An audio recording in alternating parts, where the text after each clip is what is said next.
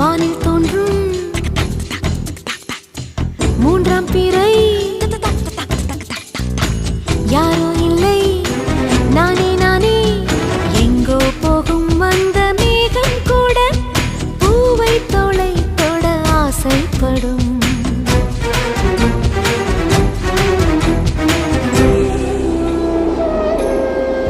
யார் யாரோ யாரோ அவன் யாரோ அவன் சன் சன்